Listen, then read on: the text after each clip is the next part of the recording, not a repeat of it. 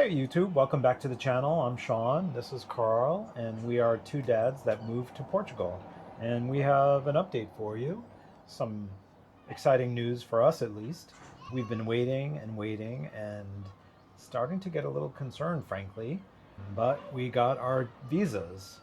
They were approved by the Newark consulate last week. And a good friend of ours went and picked them up and shipped them to us via FedEx. Thank you. We got them on Monday. So we have the actual D7 visas that Carl and I are going to be immigrating on. It's an important step. We actually took a chance by coming here on tourist visas because, long story, but normally you come in on or the visa that you want to come into Portugal on a long-term basis. But because of the time it took to get the lease and this and that and the other, we took that chance. Our house, we had so many moving parts. Yeah, so we came in on tourist visas, which were only good for 90 days. So we got the D7 visas that Carl and I have.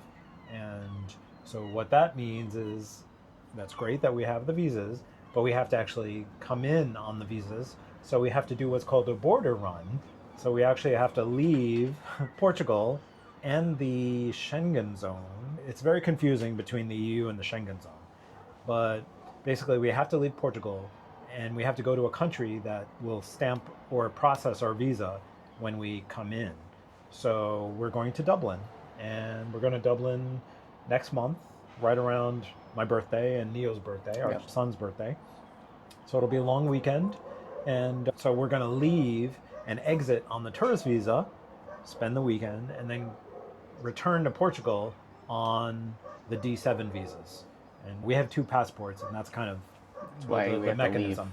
So yeah, and there's nothing shady about it. It's something we have to do. So sacrifices have to be made. We have to go to Dublin. We have to drink Irish whiskey.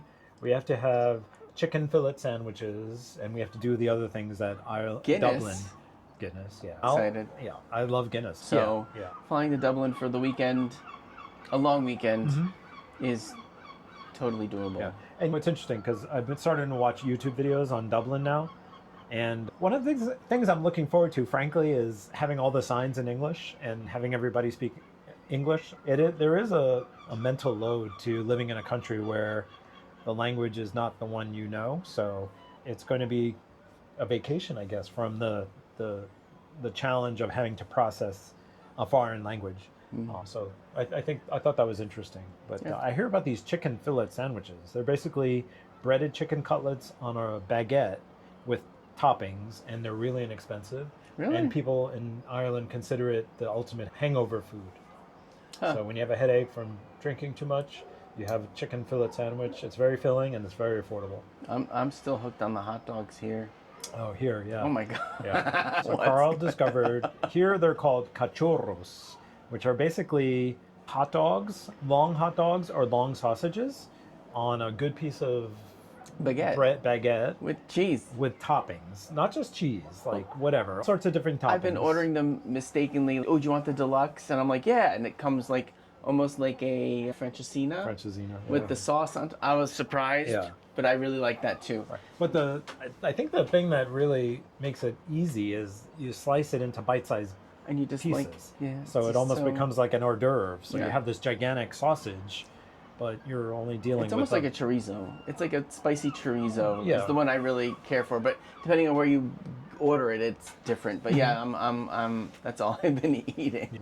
So yeah, we've been enjoying getting to know the restaurants in the neighborhood and the cafes. It's really very pleasant. I can't complain about too much here. Just getting settled in and figuring it all out. And the people at the grocery store know us now because we're there like... Oh, they know you. Yeah, almost every day, I think. And it's usually me buying a bottle of wine on the way home. Carl stopped and got a bottle of wine on the way home today, and he mistakenly bought a bottle of white wine that was $1.99. And you didn't know what the price was. I immediately thought it was going to be antifreeze and we were going to regret it. It was actually very tasty. $1.99. Yeah. It was good. So Carl got creative with the $1.99 label. It was Carlotta? Yeah. Carlotta? It was a Lambrusco wine from Italy, from a vineyard called... Yeah, I mean, how can you argue $1.99 wine that's drinkable? This last week we explored the city a bit. We took the metro. It's a 10-minute walk from the house, the closest stop. And we were pleasantly surprised at where the metro went and where it let you off. It basically leaves you in the prime areas where there's shopping and things to do. The sunset. Oh my God, I can't wait to do that. Yeah, so it's really surprisingly easy to get around. Can we talk about? Holy crap. It was 5 floors up and 5 floors down with a supermarket in the middle and a food court. Like, wow. Yeah, it was very nice. It was quite overwhelming. Never heard of it. El Norte English. Yes. That's the name of it. Oh, there's one. I know there's one in Lisbon as well. Yeah, it's so very, cool. It's very interesting. Yeah, it was the department store was really nice. It reminded me a lot of the Macy's Herald Square store. And the one in Germany that we went to. Or KaDeWe. That was great. Yeah, basically a gigantic department store. Huge. Where something for everyone. Whether you have a lot of money or not so much money. Every floor. With a food court, with all sorts of food. Dentist, travel agent. As you went down, there was you can rental cars. Cat was right off the metro. Like you got off, it was right there. What was surprising and really nice is where we live, you get on the metro below ground. It's a regular metro, super clean, super nice. But as you get closer to the river, the Douro, all of a sudden the train comes out and it goes up on the bridge that's famous outside of Porto. And so basically you're riding along on the same bridge that all the tourists are walking and taking pictures. So cool. But yeah, it was a good time. The food court was really nice. They had something for everybody. I like food courts when they're well done. It was good. There was an empanada place, Argentinian empanadas, and they'd been in business since 1950. I can't wait to go back. And that's, I think, the theme that I'm starting to wrap my head around. There's so much you don't know. Movies, for example, in Portugal, we're watching Portuguese Netflix, which I would say 50% of it is the same as U.S. Netflix, but they also have Portuguese movies that you don't see in the U.S. And I was just so blown away by some of the movies that I've been watching, just in terms of the people and the history of Portugal and the artists and the musicians and the stories. I mean, it's a very, very rich culture that you have no exposure to in the U.S. I was very impressed. I watched a movie this weekend about António, that's the name of the band, and he was a local person who grew up in the woods here outside Porto, and he only recorded 2 records before he died of AIDS in the 80s, but he was openly gay and very flamboyant and very creative, but he also was able to meld traditional Portuguese music with the modern music that he saw in Europe. And so he had fans that were not just gay and artists, but he had old ladies and, married families. And, he basically was able to touch everybody very quickly because his music was so unique. And then he died very quickly, and he was given kind of a hero's farewell here. I never heard of him in the United States, but it was very interesting to read just how people like him were able to make being gay more acceptable here just through the arts, right? It was really very interesting. And I watched a video of one of his performances today, and he's very flamboyant, dressed very, gay, very sexy, very metrosexual in the 80s, which was challenging. And he had like grandmas swooning over him because they just loved the sound of his voice and the melodies he was singing and the stories he was telling, the way he was telling them.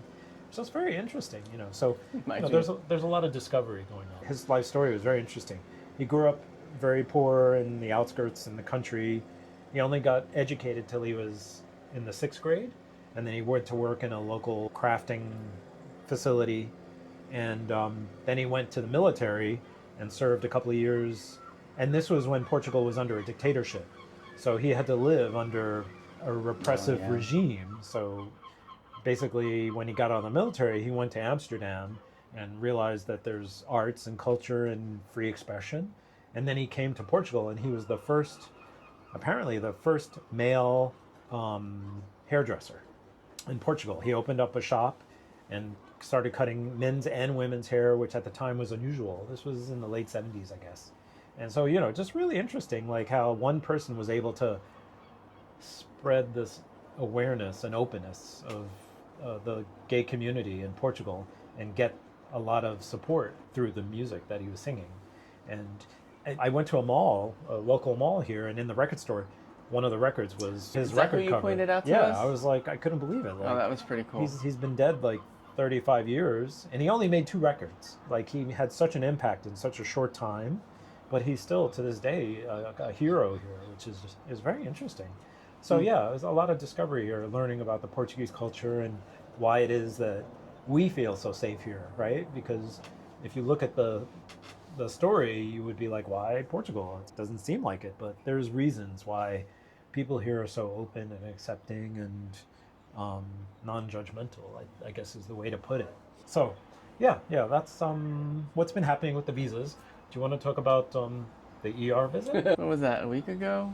There's actually one night during camp where the kids are to sleep over, and they have like this huge barbecue. So it was Neo's first sleepover, and I got a text from him saying that his stomach hurt really bad, and his throat hurt really bad. It was hard for him to swallow, and I was like, what's going on? And so I said, you'll be fine, drink some water. It was around, 10 o'clock at night. It got worse. He's like, I need you to come pick me up. And we just thought it was kind of like jitters, new place, a sleepover with kids he doesn't know, new camp. And so we went to one hospital, and that hospital says after 10 o'clock they don't see kids. The pediatricians all leave at 10 o'clock in a private hospital. Mm-hmm. And so we had to go find another hospital. So we took a bolt to another hospital. The public hospital. The public hospital. And which ironically was close to the camp. Which was right by the camp. So we left 20 minutes to go to this one, and then wound up going back up to where the closest one to the camp was. And I don't read Portuguese. Everywhere here you get a ticket. You talked about the ticket thing, right? Yeah. So you have to do that at the hospital too. You grab a ticket. Tickets here are called bilhete, and everywhere you go, I mean, in the States, it used to be you would go to a bakery and you get a ticket, or you go to the deli dry cleaner counter to do anything. You have to get a ticket. When they called our name to go up, and the lady was so kind. She knew that I'm like, we just got here. We've been here a week and a half. I don't know. And then I'm like, here's my insurance card. We're like, no, we don't take insurance. It's public hospital. If you're a resident, it's free. We don't take insurance. Mm-hmm. And if you have insurance, you can claim it later. But no, we'll give you a bill, and this is how it works. And when you're called, go through this door and go see the doctor. And it was very organized. We were there for a while. You were there for 4 hours. We were there. We didn't get home till 4 o'clock in the morning, I think is what it was. And it was 10 o'clock at night when I picked him up. Mm-hmm. So it was a long night. So you had a bunch of tests. As we're walking out of the hospital, he goes, oh, wait, there's a grapevine at the school. And we were eating the grapes off the grapevine. So it turned out he had really bad acid reflux. Whatever he was eating did not agree with him at all. But he kept eating them because he said they were the best grapes he's ever eaten. So what was the bill? As we're leaving, they're like, okay, here, go pay. And I was like, oh, crap, this has got to be like... The bill was €170. For an ER visit. For an ER visit with a battery of tests and all of the things. And I was like, oh... And I was like, wow, this is the copay? And like, no, this is what you pay. Yeah. So like an emergency room and a prescription was $174. Yeah, which is the way it should be, frankly. Yeah. Unfortunately, in the US, it's not the way it should be. No. But so to navigate it was a little awkward and a little scary in the beginning. Yeah. Nowadays, we have Google Translate, we have DeepL, we have all the tools to help us figure things out with our phones. Could you imagine being here like 15 years ago before cell phones? No, we wouldn't be able to. It would be a totally different experience. Yeah, we're able to like at least make do with these tools. We've had workmen coming in the apartment to fix various things, and they don't speak any English, and I'm able to communicate with them with Google Translate. When we go back and forth, they're very patient. They're very understanding. Everybody's been... Yeah, there. But the thing is, we have at least a way to communicate. Mm-hmm. Or if we go to a restaurant or a place and it's all in Portuguese, you take a picture and you can get the translation. Yeah. Could you imagine like being here without that though? That would be a different experience. Big learning curve. Yeah. So even though there is a mental load and there is some stress in living in a country, there's some tools that we can use to make it to a lot less. To make it doable, right? Yeah. Yeah, it's definitely much easier with these tools that let you communicate and let you understand at least what the signs are saying in the restaurants and the menus and whatnot. So, yeah, lots of discovery, lots of adventures. Still enjoying our time in Portugal. So, that's it. Yeah, sure. All right. Well, thanks for watching, and hopefully you enjoyed our weekly update this week. Weekly. We try to be weekly. It's tough. It's tough. We're filming this on the balcony, but inside pile of IKEA cardboard boxes boxes and things that need to be put together and things that were put together. Let's not sugarcoat it. Our lives are in disarray. We're trying to make the best of it. It's a lot better than it's Yeah. we're navigating. Yeah, we had It's all bare good. light bulbs in every room. Oh, that's something you should know. If to another country, the fixtures when you rent an apartment are totally different. You know, in this country, when you into an apartment, there are no light fixtures. People They're take all them with stripped. them. Yeah, so if you're lucky, you get bare light bulbs in each room. But that's if you're lucky. You may just get bare wire. Yeah. I mean, So, we're like yeah. they put light bulbs in. Yeah, they put light bulbs in. So, For us, at so we've least. been focusing on the furnishings, but we're starting to do the light fixtures now. But in other countries, I was reading to come in with your own water heater. Yeah, every country really? is different. Yeah, Uruguay, you show up with your own water heater. Wow. So No. yeah, so things not realized, but you need to know if you do move to another country, what you have to get on day one. Yeah. So anyway, that's it for now. Thanks for, and if you aren't already a subscriber, please subscribe, please, and like video. We'll see you in the next one. Like Ciao.